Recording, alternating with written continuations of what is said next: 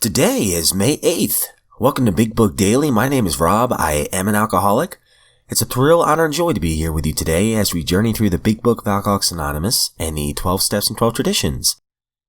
Out of the core text of the Big Book today, we're going to continue our journey through We Agnostics from Chapter 4 by reading pages 45 and 46.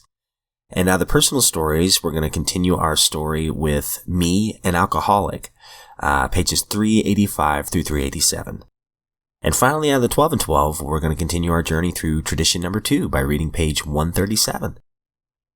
So with all that, I hope you all are doing well this morning.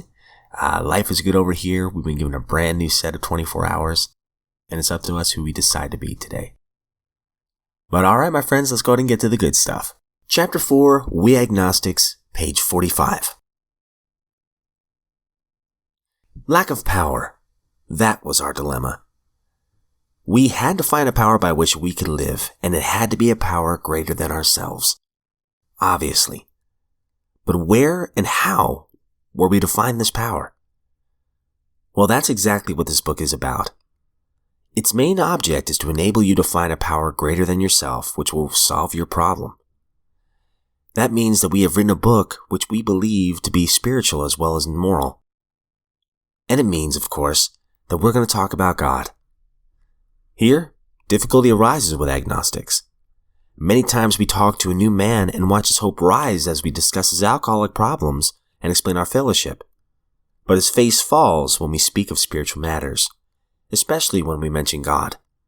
For we have reopened a subject which our man thought that he had neatly evaded or entirely ignored.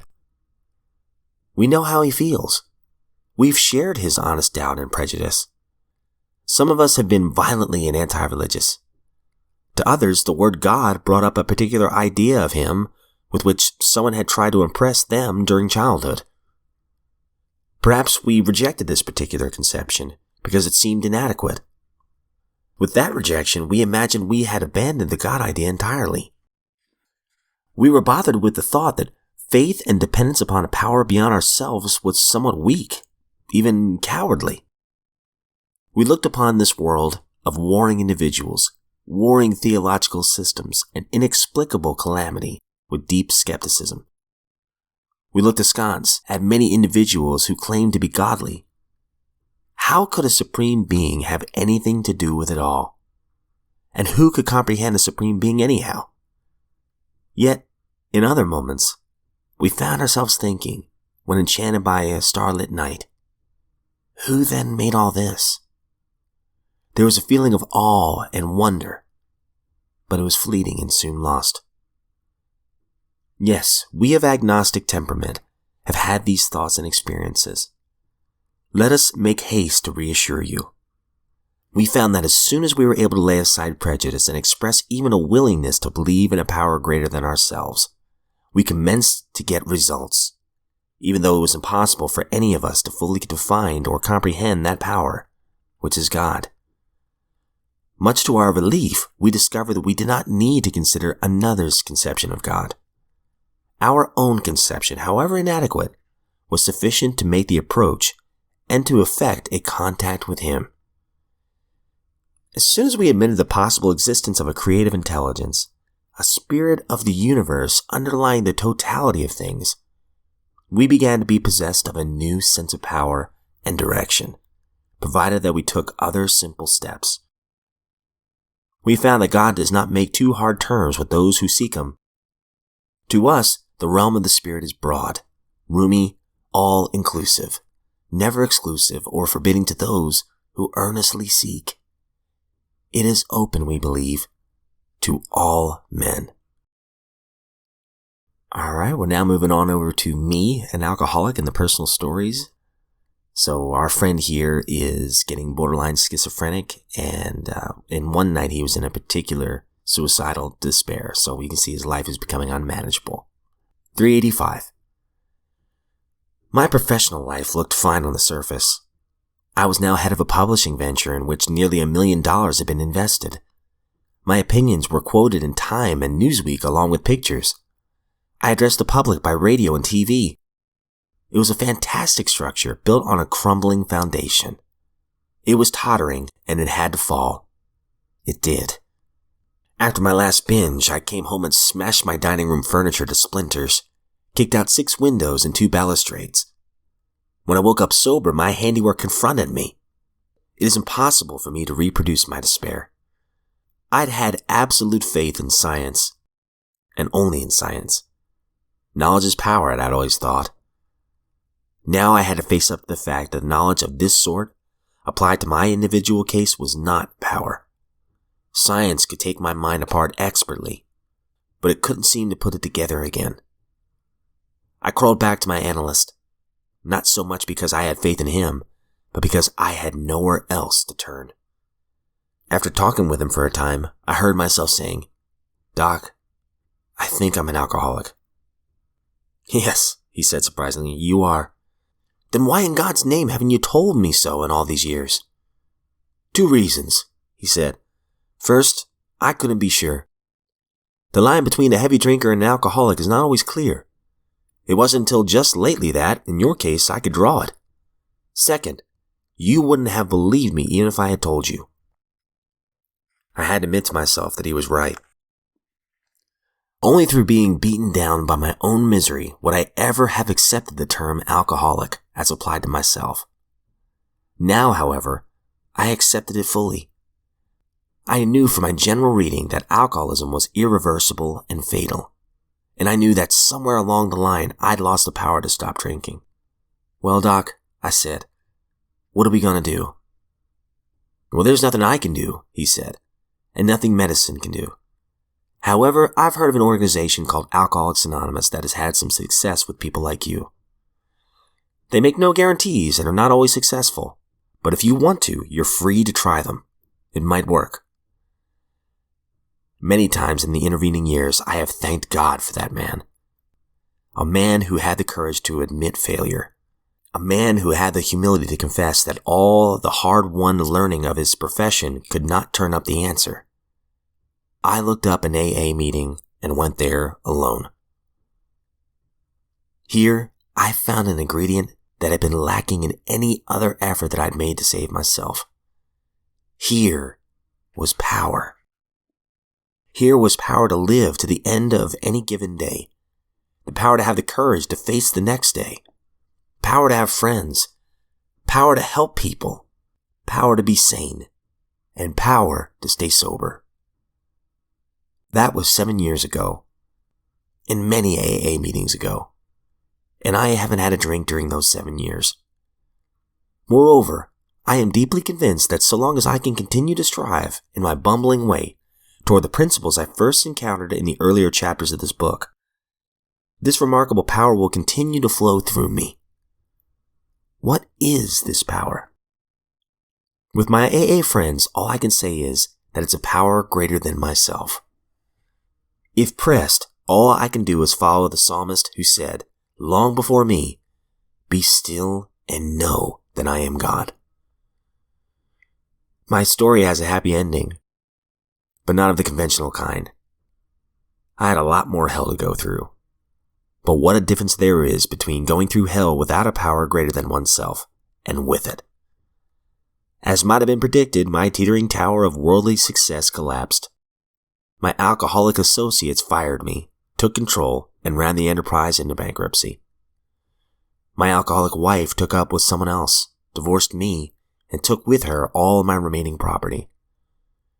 The most terrible blow of my life befell me after I had found sobriety through AA. Perhaps a single flicker of decency that shone through the fog of my drinking days was a clumsy affection for my 2 children, a boy and a girl. One night my son, when he was only 16, was suddenly and tragically killed. The higher power was on deck to see me through, sober. And I think he's on hand to see my son through too. There have been some wonderful things too. My new wife and I don't own any property to speak of, and the flashy successes of another day are no longer mine. But we have a baby who, if you'll pardon a little post-alcoholic sentimentality, is right out of heaven. My work is on a much deeper and more significant level than it ever was before. And I am today a fairly creative, relatively sane human being. And should I have more bad times, I know that I'll never again have to go through them alone. Man, some beautiful stuff. Can't wait to come back to this in a minute. And finally, my friends, we're on tradition number 2 out of the 12 and 12. For our group purpose, there is but one ultimate authority, a loving God as he may express himself in our group conscience. Our leaders are but trusted servants. They do not govern. And we are currently on page 137. We're at a point where this is Bill's story here, and maybe he's offered a job at this hospital, working with drunks.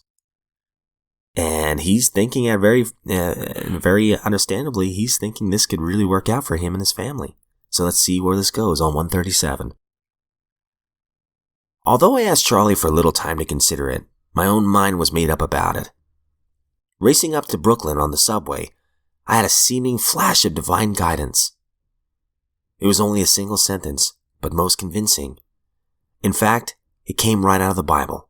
A voice kept saying to me, "The laborer is worthy of his hire." Arriving home, I found Lois cooking as usual, while 3 drunks looked hungrily on from the kitchen door. I drew her aside and told the glorious news. She looked interested, but not as excited as I thought she'd be. It was meeting night. Although none of the alcoholics we boarded seemed to get sober, some others had. With their wives, they crowded into our downstairs parlor. At once, I burst into the story of my opportunity. Never shall I forget their impassive faces and the steady gaze they focused upon me. With waning enthusiasm, my tale trailed off at the end. There was a long silence. Almost timidly, one of my friends began to speak. "We know how hard up you are, Bill. It bothers us a lot. We've often wondered what we might do about it. But I think I speak for everyone here when I say that what you now propose bothers us an awful lot more." The speaker's voice grew more confident. "Don't you realize," he went on, "that you can never become a professional? As generous as Charlie had been to us, don't you see that we can't tie this thing up with the hospital or any other? You tell us that Charlie's proposal is ethical. Sure, it's ethical. But what we've got won't run on ethics only. It has to be better. Sure, Charlie's idea is good, but it isn't good enough. This is a matter of life and death, Bill, and nothing but the very best will do." Challengingly, my friends looked at me as their spokesman continued. "Bill, haven't you often said right here in this meeting that sometimes the good is the enemy of the best? Well, this is the plain case of it. You can't do this thing to us." So spoke up the group conscience. The group was right, and I was wrong. The voice on the subway was not the voice of God. Here was a true voice, welling up out of my friends. I listened, and, thank God, I obeyed. All right, so some great stuff here. By making it a profession and earning money oftentimes can corrupt ideals. It can complicate a lot of things. Maybe corruption's too strong a word. Maybe just complicate a lot of things. And this is a simple program here. And I'm glad that Bill voiced his opinion to the group. And he heard some group wisdom here, the group conscience. Or thank God that he decided to turn the job down and to continue to do this purely as a volunteer work. And going back to the personal story, or going back to the big book real fast, the core text, I really love the paragraph on the bottom of page 46. When you bring up the God idea, that does bring a lot of prejudice into people's minds. I had my own prejudices of God. Some were good and some were not so good. And some were, very, very much fear-driven and shame-driven. Honestly, it wasn't until my recovery that my perception of God completely changed. And I'm so grateful it did, because that God, the God of my understanding, has helped me to be sober. But it says here, much to our relief, we discovered we did not need to consider another's conception of God. Our own conception, however inadequate, was sufficient to make the approach and to effect a contact with Him. We don't have to make it complicated. As soon as we admitted the possible existence of a creative intelligence, a spirit of the universe underlying the totality of things, we began to be possessed of a new sense of power and direction, provided we took other simple steps. So I think those simple steps are these 12 steps to live a godly, honest life. And then by doing these steps, this follow-up line right here, we found that God does not make too hard terms with those who seek Him. To us, the realm of the Spirit is broad, roomy, all-inclusive, never exclusive or forbidding to those who earnestly seek. It is open, we believe, to all men. I just love that. All-inclusive, everyone. I think that's just beautiful. And by doing these steps and continuing to do these steps, not a one-time thing for me, I just want to learn more about God, my conception of God. For me, it's just learning as I go. And finally, I think out of the personal stories, I think the therapist is pretty wise. I think he was waiting for our friend to admit in himself that he was an alcoholic. Because a lot of times when we want to do the work for these people, they've got to admit it themselves and they've got to want this program of recovery. And finally, our friend wants it. He realizes his life is unmanageable. And I'm so thankful that on 387, he talks about, hey, even in sobriety, as amazing as it is, he went through some hard times. He lost the company that he was a part of. He got a divorce. And then the most tragic thing, he lost his son. That breaks my heart as a father. But yet he says, the higher power was on deck to see me through, sober. And then this next line, I think he's on hand to see my son through too. Whew, I get goosebumps reading that line. And then he talks about life beyond that, where he remarries. They have a beautiful baby. And my work is on a much deeper and more significant level than it ever was before. And I like this line. And today I'm a fairly creative, relatively sane human being. I'd settle for being fairly creative and relatively sane. But the final couple lines are the best. And should I have more bad times, I know that I'll never again have to go through them alone. These steps don't guarantee that we're always going to have good times. But the promises do suggest that if we do these steps, the relationship with our higher power will be stronger. We won't be alone. So my friends, if you are sober today, you are a miracle. And the people who love you are proud of you. So what are you going to do with your life today? What am I going to do with my life today? I guess it's up to us. So just for the record, I don't speak on behalf of AA, NA, Al-Anon, any other sect, denomination, religion.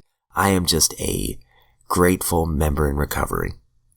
That's grateful that you're here.